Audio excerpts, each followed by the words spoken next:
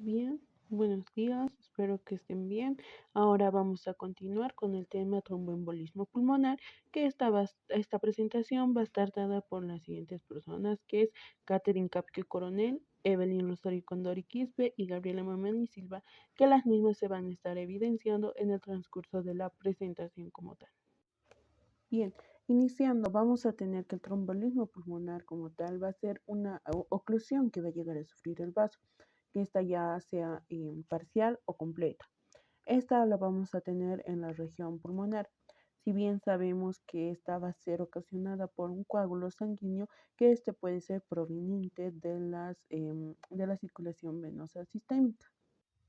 Continuando, vámonos a la epidemiología, que esta patología vamos a ver más frecuente en pacientes varones como tal, también que estos sean mayores a 75 años.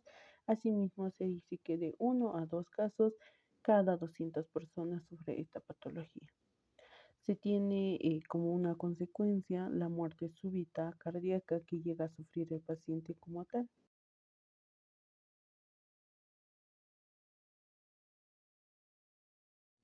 Bueno, para poder llegar a entender lo que es la fisiopatología, tenemos lo que es la triada de Virchow. Básicamente nos explica con tres simples características cómo es que va a ser posible la presencia de un trombo a nivel de este sistema venoso profundo.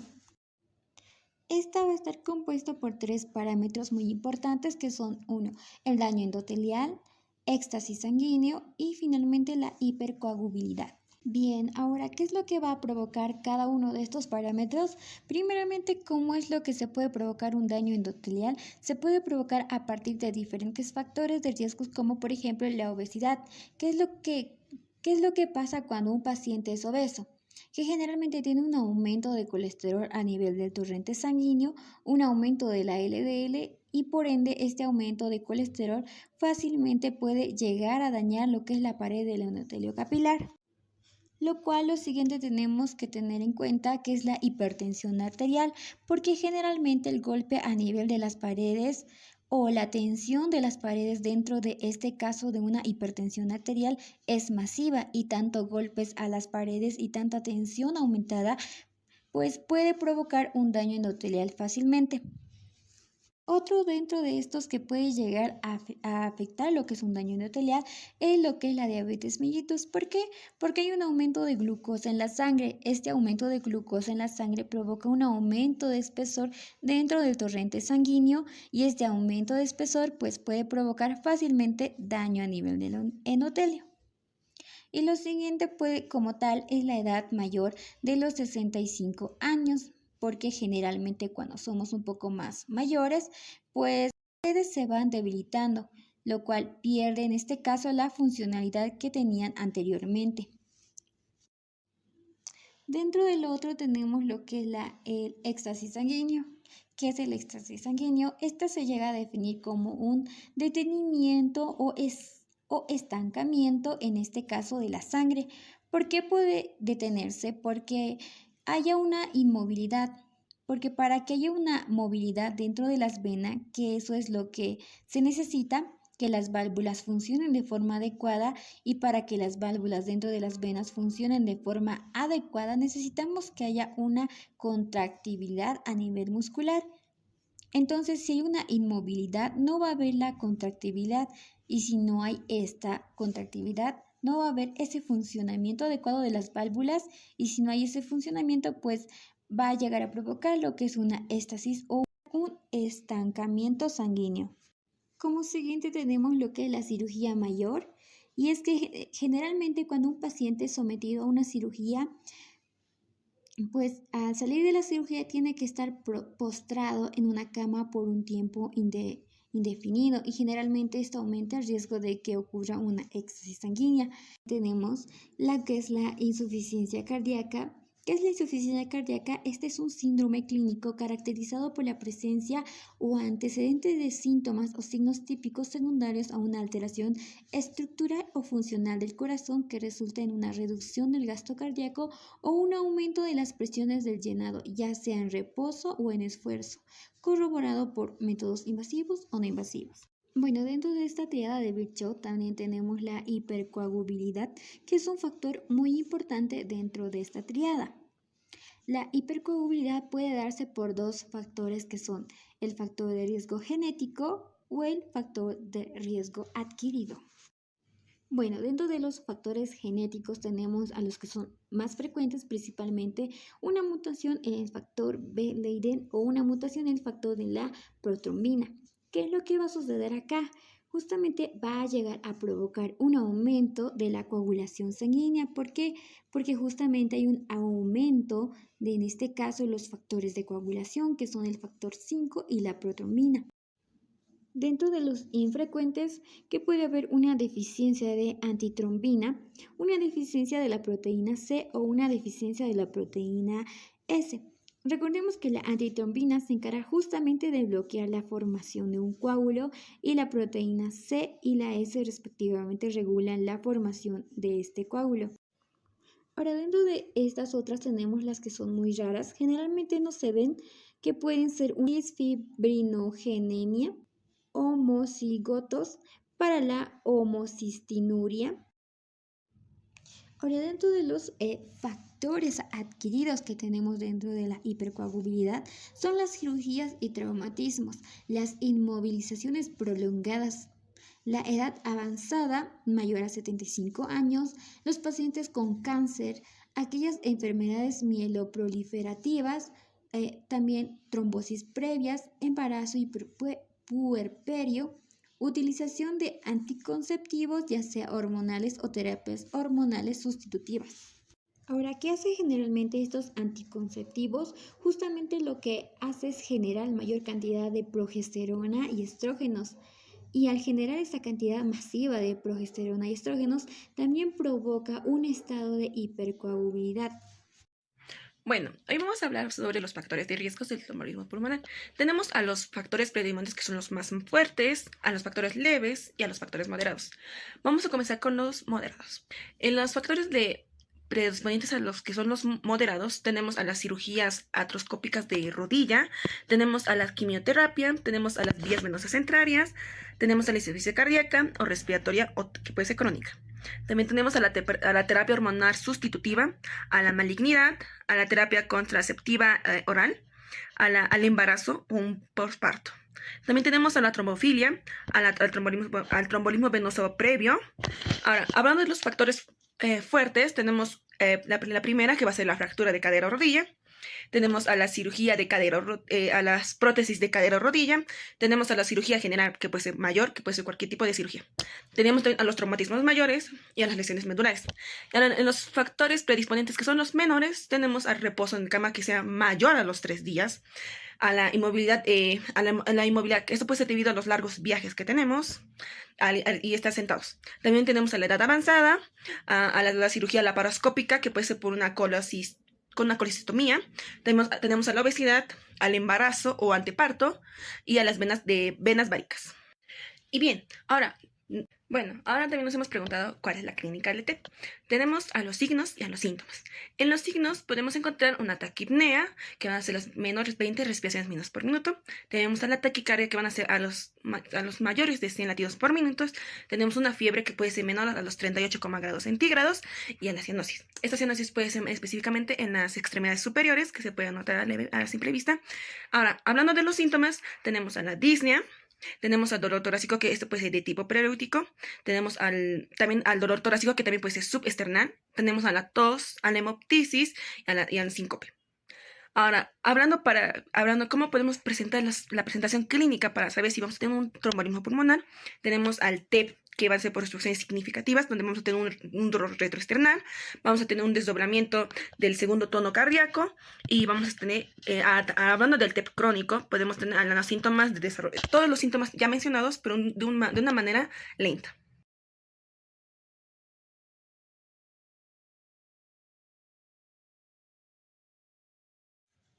Los criterios de Weill son una escala de puntuación que evalúa diversas características clínicas que aumentan la probabilidad de tromboembolismo pulmonar.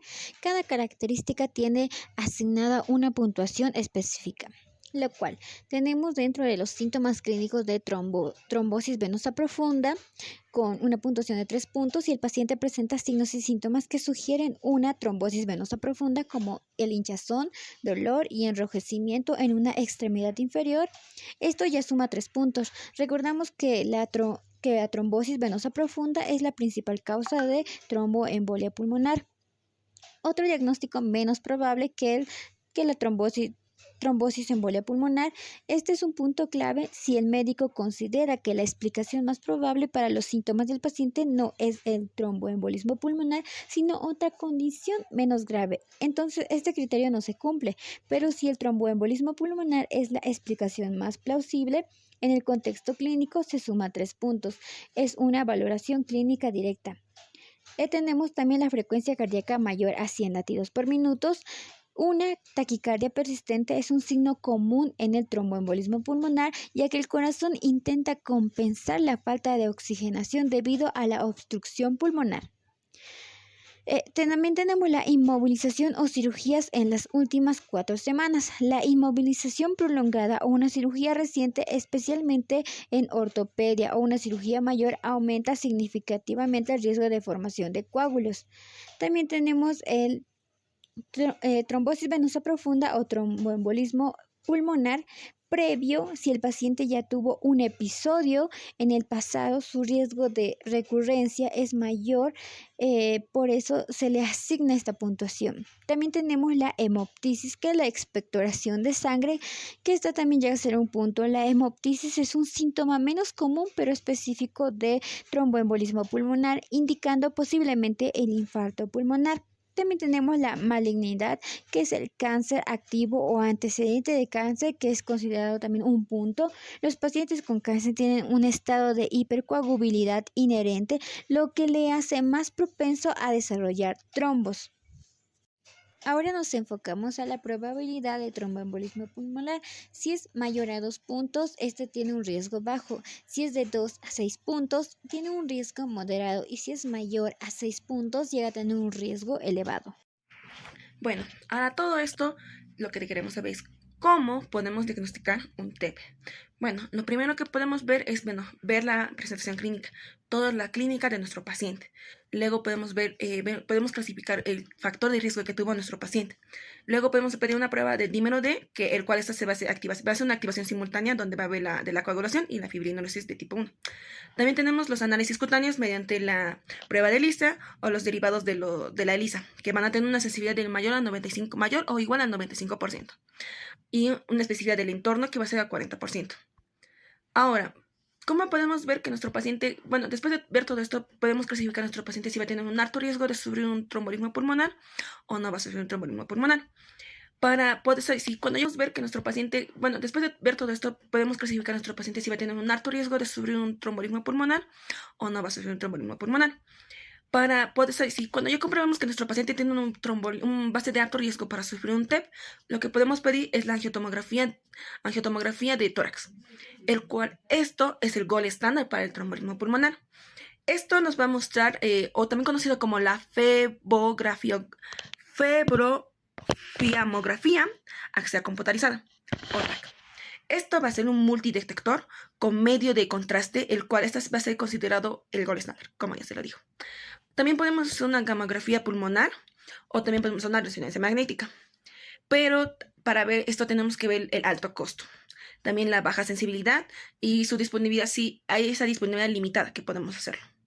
Ahora, también podemos usar una ecocardiograma. Esto tiene una sensibilidad del 60 hasta el 70% para el diagnóstico de TEP. También su utilidad es muy radical, en la cual se identifican algunos casos indirectos de datos sobre el TEP. También nos muestran las dilataciones ventriculares y la hipertensión pulmonar y el gradiente sistólico de la válvula tricúspide que nos van a traducir una sobrecarga del ventrículo. Ahora también podemos usar una radiografía, pero aquí nos muestran 4 tipos de signos, los cuales no son muy predisponentes a ver que va a sufrir un TEP, sino son usados también. Primero podemos encontrar al signo de Westermann, el cual esto nos va a descartar a patologías diferenciales y nos va a identificar anormalidades. Y como se puede ver aquí en la imagen, nos sugiere de una oligomegalia focal o nos indica que hay una trombosis masiva central.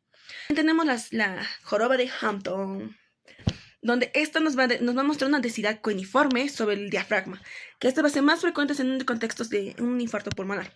También tenemos el signo de Pala. Esto va a ser un aumento del tamaño de la arteria pulmonar, como se muestra aquí en la imagen, y que va a ser el aumento del tamaño de la arteria pulmonar, que va a ser descendiente al lado derecho. También tenemos el electrocardiograma.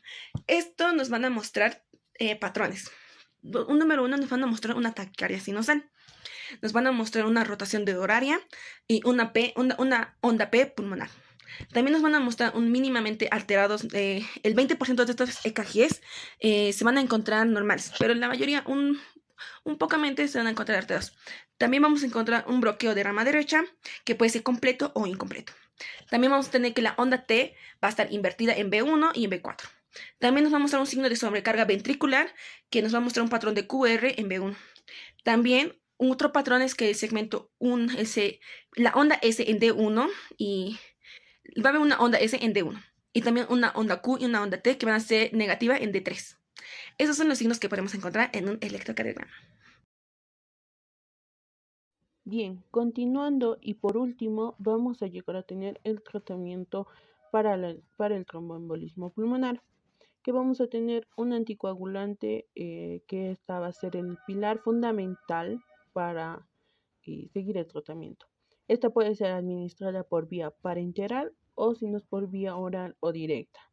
Vamos a tener en la parenteral la heparina no fraccionada, que esta se va a dar en bolos de 5.000, 18 y 80 unidades internacionales, evaluada en el peso del paciente. En esta vamos a requerir una monitorización constante de la paciente o del paciente. También vamos a tener una heparina de bajo peso molecular, que esta se va a llegar a administrar en 1 kilogramo cada 12 horas por vía subcutánea, que esta, entre sus ventajas tenemos la monitorización, no se va a requerir constante monitorización, pero esta también es utilizada como un tratamiento ambulatorio. Después vamos a tener a la fondaparinux, que esta va a ser dada en dosis de 5 miligramos, 7,5 hasta 10 miligramos, igual evaluada y valorada en el peso del paciente o calculado. También vamos a tener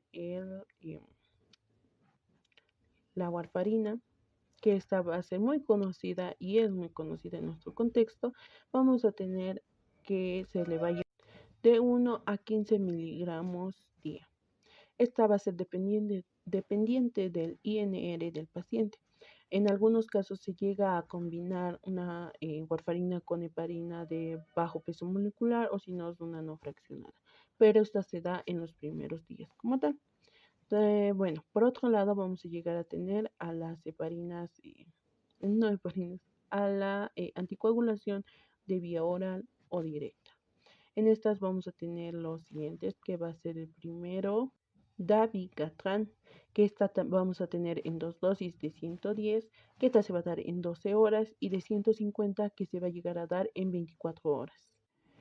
Continuando vamos a tener el rivaroxaban, que va a estar en dosis de 15 a 20 miligramos, que la misma o ambas dosis se va a llegar a dar en 24 horas. Continuando tenemos el apixaban, que se va a tener en dosis de 2,5 miligramos y de 5 miligramos. El de 2,5 se va a llegar a dar cada 12 horas y el de 5 en 24 horas. Por último tenemos el edoxaban, que se va a tener en dosis de 30 y 60 miligramos. Ambas dosis se va a llegar a dar en 24 horas.